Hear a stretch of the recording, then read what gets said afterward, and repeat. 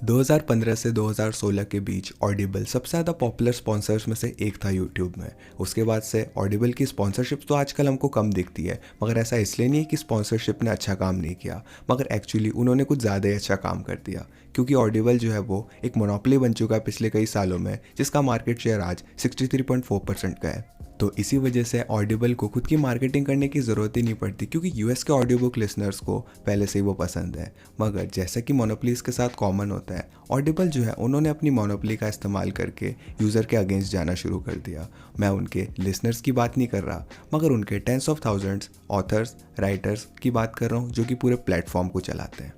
और काफ़ी समय से तो ऑडिबल ऑथर्स और राइटर्स को काफ़ी ख़राब डील्स करने पे मजबूर कर देता है, मगर ऑथर्स इस चीज़ के बारे में कुछ कर भी नहीं सकते, क्योंकि अगर उनकी बुक्स ऑडिबल पे नहीं आती तो उनको बहुत ज़्यादा लॉस होगा। ये और भी ज़्यादा ख़राब हो जाता है अगर आपके पास बड़ा पब्लिशर नहीं है आपके पीछे और आप एक अकेले ऑथर हो तो।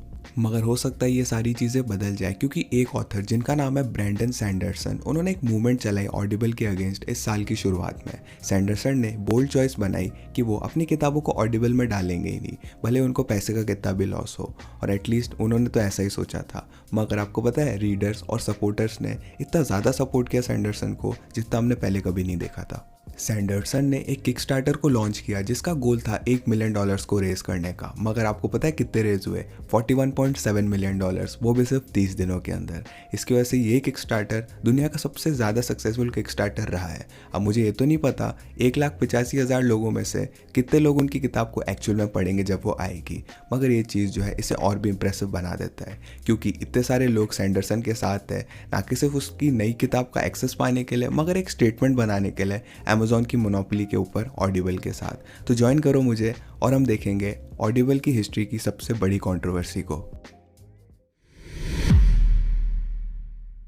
अगर थोड़ा पीछे जाएं तो ये ऑडिबल की लड़ाई हमें सैंडरसन के एनुअल रैप अप ऐसे पे लेके जाती है। हर साल सैंडरसन समराइज करते हैं अपनी जर्नी को राइटर होने की, पिछले साल की, और वो प्लान करते हैं आगे फ्यूचर में वो क्या करने वाले हैं। ज़्यादातर जो पोस्ट होती है इसमें पॉजिटिव और अनकंट्रोवर्शियल चीज़ें होती है। वो बात करते हैं कितने एक्साइटेड है वो अपनी 4 नई नॉवेल्स के लिए और अपकमिंग सीक्रेट प्रोजेक्ट के लिए हॉलीवुड के साथ। मगर चीज़ें एकदम से नया मोड़ ले लेती है जब उन्होंने बम गिरा दिया और कहा कि उनकी आने वाली किताबें ऑडिबल में अवेलेबल नहीं होगी, क्योंकि उनके उसूल ही ऐसे हैं। वो आर्ग्यू करते हैं कि ऑडिबल के साथ जो डील थी वो अकेले क्रिएटर्स के साथ वो बहुत ही ज़्यादा ख़राब है। इस चीज़ के साथ ही मुझे लगता है आप लोग सोच रहे होंगे कि नंबर्स क्या हैं इस चीज़ के। वेल 40% है। एक अकेला ऑथर जो है ऑडिबल में, उसको सिर्फ 40% मिलता है टोटल रेवेन्यू के, जो कि आधा भी नहीं है। इसे पर्सपेक्टिव में लाने के लिए इवन स्टोर्स जैसे कि बार्न्स एंड नोबल वो भी 50% हिस्सा रखते हैं, जबकि उनके पास हंड्रेड्स ऑफ स्टोर्स हैं, हज़ारों एम्प्लॉयज़ हैं, बहुत बड़े वेयर हाउसेज हैं और बहुत सारी चीज़ें और हैं। वहीं पर दूसरी तरफ ऑडिबल एक छोटा सा क्लाउड स्ट्रीमिंग बिजनेस है जो कि सबसे बड़े क्लाउड प्रोवाइडर के द्वारा चलाया जाता है। तो ये चीज़ कहना सेफ होगा वो ऑडिबल को चलाने में अमेज़ॉन को कोई दिक्कत नहीं होगी, मगर फिर भी वो 60% डिमांड करते हैं रेवेन्यू का, क्योंकि वो कर सकते हैं।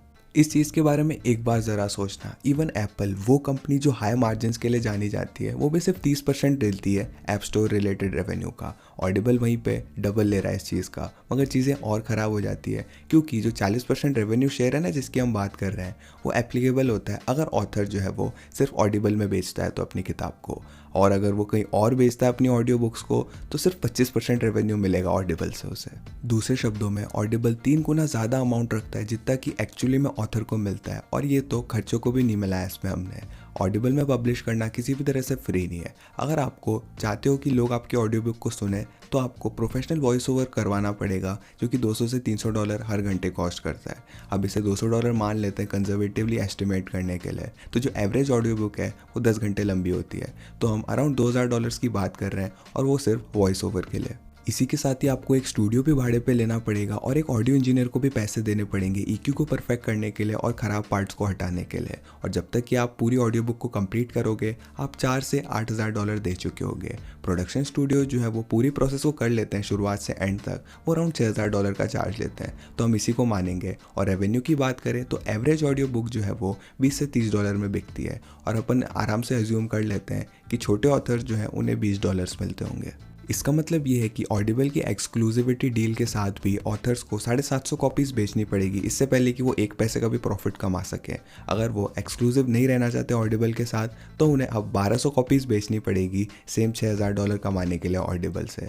और मुझे लगता है आप लोग देख सकते हो क्यों ये इतनी बड़ी प्रॉब्लम है एक एवरेज इंडी ऑथर के लिए जो कि सिर्फ 250 कॉपीज़ बेचता है। और अगर वो एक्सक्लूसिविटी भी चूज़ करते हैं ना तो वो फिर भी $4000 गंवा देंगे पूरे ऑर्डर में से।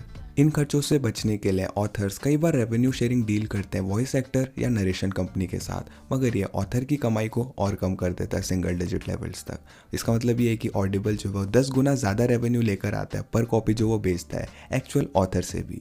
इसमें तो कोई भी शक नहीं कि अमेजॉन ने $300 मिलियन क्यों दिए थे ऑडिबल को खरीदने के लिए 2008 में। अब इन सारी बातों को सुन के आप लोग शायद कह सकते हो ओ तो क्या फ़र्क पड़ता है, कई और भी प्लेटफॉर्म है जहाँ पे मैं ऑडियो बुक्स खरीद सकता हूँ, मैं एप्पल बुक्स या रिकॉर्डेड बुक्स या इवन दूसरे प्लेटफॉर्म पे जाके खरीद लूँगा, राइट। हाँ ठीक है, अगर ये इतना आसान होता तो अनफॉर्चुनेटली ऑडियो बुक्स किसी भी और प्लेटफॉर्म से खरीदना सिचुएशन को और भी ख़राब बना देता है, क्योंकि ज़्यादातर जो बाकी के पॉपुलर प्लेटफॉर्म्स है ना वो अपनी सारी ऑडियो बुक्स को ऑडिबल से लेके आते हैं बैक एंड डील के थ्रू। इनफैक्ट एप्पल सिर्फ ऑडिबल के साथ काम कर रहा था एक्सक्लूसिवली पूरे 10 सालों तक 2017 तक, और ये डील जो है वो तभी रुकी जब रेगुलेटर्स उनके पीछे आए। मगर डील को ख़त्म करने से एप्पल ने रेगुलेटर को तो अपने पीछे से हटा लिया, मगर चीज़ें अच्छी नहीं हुई। टेक्निकली बात करें तो एप्पल ने दिखाने के लिए तो एक्सक्लूसिव डील हटा दी ऑडिबल से, मगर हम सबको पता है पीछे क्या काम चल रहा था। और ये सेम केस है बाकी अदर प्लेटफॉर्म्स के साथ भी।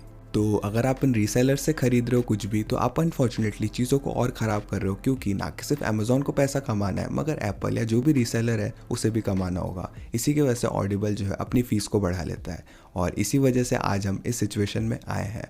अब जहाँ से भी आप जाओगे, जहाँ से भी खरीदोगे, यहाँ पे काफ़ी बड़ा चांस है कि आप ऑडिबल से खरीदोगे और काफ़ी बड़ा जो है उन्हें लेवरेज दिला दोगे पब्लिशर्स और ऑथर्स के अगेंस्ट। यूजुअली हम लोग सुनते रहते हैं किस तरह से पब्लिशर जो है वो आर्टिस्ट का फ़ायदा उठाते हैं, चाहे वो म्यूजिशियंस हो, एक्टर्स हो या कोई और हो। मगर इस केस में ऑडिबल फ़ायदा उठा रहा है पब्लिशर्स का, क्योंकि वो ऐसा कर सकते हैं। अगर पब्लिशर्स को अपनी ऑडियो बुक्स को ज़्यादा डिस्ट्रीब्यूट करना है तो उन्हें ऑडिबल के साथ ही डील करनी पड़ेगी, और इस डील से पीछे हटना भी काफ़ी मुश्किल हो जाता है। एक बार ऑथर या पब्लिशर एक एक्सक्लूसिविटी डील ऑडिबल के साथ साइन कर देता था ना तो वो 7 सालों तक लॉक इन रहते थे।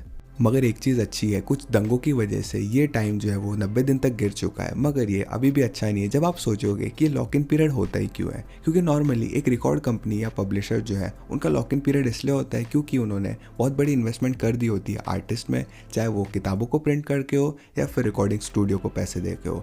मगर ऑडिबल का देखा जाए तो यहाँ पर कोई भी अपफ्रंट इन्वेस्टमेंट नहीं है, उनकी सारी अपफ्रंट इन्वेस्टमेंट ऑथर करता है। तो फिर आखिर ऑडिबल का लॉक इन पीरियड क्यों है? वेल, आप सोच सकते हो कि पैसा कमाने के लिए, मगर ये ज़्यादा बुरी चीज़ नहीं होती। जो असली चीज़ है ना, ऑडिबल जो है लॉक इन करता है राइटर्स को ऐसे कॉन्ट्रैक्ट्स में, वो है उनका ग्रेट लिसन गारंटी। अगर आप ऑडिबल की यूज़र हो तो आपको पता होगा इस प्रोग्राम के बारे में। एसेंशियली एक मनी बैक गारंटी होती है। अगर आपको लगता है कि जो आपने किताब खरीदी उसने आपको वैल्यू नहीं दी तो आप अपना पैसा वापस पा सकते हो। अमेज़ॉन को पता है कि कुछ लोग इस सिस्टम का फ़ायदा उठाएंगे और ऑडिबल को लाइब्रेरी की तरह इस्तेमाल करेंगे, मगर एक हद तक वो लोग ओके हैं इस चीज़ से। ये रिफ़ंड देना ज़्यादा बड़ी बात नहीं है अमेज़ॉन के लिए, और वो लोग चाहेंगे कि ऐसे ख़राब कस्टमर्स ही उनके पास, बजाय कि कोई भी कस्टमर ना हो। तो अमेज़ॉन के पर्सपेक्टिव से तो ये उनके बेस्ट इंटरेस्ट में है कि वो किताबों को लॉक इन कर ले जितना लंबा पॉसिबल हो, ताकि वो इन्फिनिट लाइब्रेरी को बना सके। वहीं पे ऑथर्स के लिए चीज़ें बिल्कुल ही अलग है। ऑथर्स को चार्ज किया जाता है जब एडवांटेज लेते हैं लोग इस प्रोग्राम का, जिसकी वजह से छोटी सी फीस जो पहले से मिलती थी ना वो भी कम हो जाती है, और उनके पास कोई भी चॉइस नहीं होती कि वो लॉक इन पीरियड तक उसको झेलें फिर हट जाएं। और ये सारी चीज़ें हमें वापस से सैंडरसन और उनकी लड़ाई पे लेके आ जाती है ऑडिबल के साथ। ना कि सिर्फ सैंडरसन जो है वो सारी दिक्कतों को दिखाते हैं ऑडिबल की, मगर वो कुछ ऑल्टरनेटिव्स भी देते हैं, मगर वो जितना उन्होंने इमेजिन किया था उससे कहीं ज़्यादा मुश्किल निकले। हर सिंगल पब्लिशर और स्ट्रीमर जो है ना जिससे उन्होंने बात करी, उनके टाइज है ऑडिबल के साथ, बजाय कि स्पॉटिफाई और स्पीचिफाई के साथ। स्पॉटिफाई जो है, मुझे पता है आपको पता होगा, म्यूज़िक स्ट्रीमिंग प्लेटफॉर्म है, और ऐसा लगता है कि वो खुश हैं ऑडिबल के मार्केट शेयर को खाने में। और स्पीचिफाई की बात करें तो उन्होंने टूल की तरह शुरुआत करी थी लोगों के लिए जो डायलेक्सिया का शिकार थे, मगर उन्होंने धीरे धीरे अपनी रीच को कई सालों में बढ़ा लिया। सैंडरसन जो है वो डिटेल्स तो शेयर नहीं कर पाए स्पॉटिफाई की डील की, क्योंकि नॉन डिस्क्लोज्ड एग्रीमेंट था, मगर वो स्पीचिफाई की डील की डिटेल्स जरूर शेयर करते हैं। इनफैक्ट सैंडरसन कहते हैं कि उन्हें 100% रॉयल्टी ऑफर करी गई थी जब उन्होंने ओरिजिनली स्पीचिफाई को अप्रोच किया। और वो एक्चुअली इस डील को लेने ही वाले थे जब उन्हें एकदम से रियलाइज़ हुआ कि इस डील को लेकर वो इस प्रॉब्लम को और भी ज़्यादा बढ़ाएंगे जिससे वो फाइट करना चाहते हैं। आइडिया ये है कि ये बड़े स्ट्रीमिंग प्लेटफॉर्म जो है वो इस्टेब्लिश्ड ऑथर और मैसिव पब्लिशिंग कंपनीज के लिए काम करते हैं, वहीं पे छोटे ऑथर्स जो हैं वो रह जाते हैं। और इसी तरह से सैंडरसन जो है वो सीईओ के पास गए और उन्होंने कहा कि स्पीचिफाई जो है क्या ये डील सिर्फ मुझे देगा या फिर छोटे छोटे अलग आर्टिस्ट को भी देगा। स्पीचिफाई ने कहा वो 70% का रेवेन्यू शेयरिंग करेंगे, जो कि सैंडरसन और उनकी ये तरह बाकी सारे ऑथर्स को फ़ायदे में लेके आई है तब से। मगर ये लड़ाई अभी तक ख़त्म नहीं हुई। सैंडरसन उन हज़ारों आर्टिस्ट में से अकेले हैं। सैंडरसन जो है वो अगर अकेले ऑडिबल को छोड़ते हैं तो ऑडिबल जो है वो किसी भी तरह से बिजनेस से बाहर नहीं होगा। हमें कई सौ और बड़े ऑथर्स, इसी के साथ ही tens of millions of users की ज़रूरत होगी जो कि ऑडिबल से अलग हो और उस सर्विस को यूज़ करें। इसकी वजह से अमेज़ॉन पॉलिसी चेंज में सोचेगा भी। और यहीं पे सबसे बड़ी दिक्कत आती है, लोगों को ऑडिबल से कहीं और स्विच कराना सबसे बड़ी दिक्कत है। एस्टेब्लिश्ड ऑथर्स के लिए तो हाँ हो सकता है कि ऑडिबल जो है वो कम पैसा दे छोटे स्केल में, मगर क्योंकि उनका स्केल बड़ा होता है इसी की वजह से काफ़ी ज़्यादा प्रॉफिट कमाते हैं और इतना प्रॉफिट कमा ही नहीं पाएंगे स्पीचिफाई या कहीं और यूज़र्स की बात करें तो एक और अमेज़ॉन की सर्विस या सब्सक्रिप्शन जो है वो उनकी लाइफस्टाइल में फिट हो ही जाएगी।